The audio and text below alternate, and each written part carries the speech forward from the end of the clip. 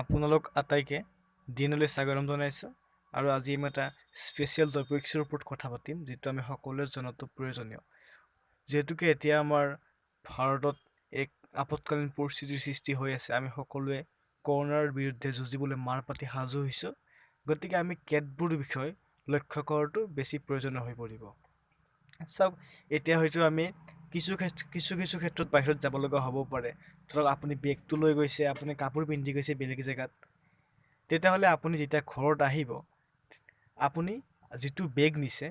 নাইবা আপুনি যিযোৰ কাপোৰ পিন্ধি গৈছে আপুনি সেইযোৰ কাপোৰ চেঞ্জ কৰি ল'ব আৰু চেঞ্জ কৰিয়েই সেইযোৰ কাপোৰ ধুবলৈ নিদিব নাইবা বেগটো নুধুব আপুনি 12 ঘণ্টা সময় সেই বেগটো নাইবা কাপোৰযোৰ ঘৰৰ অকণমান আচুতীয়া জেগাত অকণমান ঢাকি থ'ব যাতে সেই কাপোৰযোৰৰ স্পৰ্শত বেলেগ মানুহ নাযায় আৰু 12 ঘণ্টা সময়ৰ পিছতহে আপুনি সেই কাপোৰযোৰ ধুব তেতিয়াহ'লে সেই ভাইৰাছটো তাত মৰি যাব 12 ঘণ্টাৰ পিছত ধুলে কোনো ক্ষতি নহ'ব যিয়ে ধুৱে নাইবা আপোনাৰো কোনো ধৰণৰ ক্ষতি নহ'ব গতিকে আপোনালোকে নিজৰ যিখিনি বস্তু লৈ যায় আপুনি সেইখিনি বস্তু বাহিৰত ৰাখিব 12 ঘণ্টা সময় আচুতীয়া জেগাত তাৰ পিছতে তাক পৰিষ্কাৰ কৰিব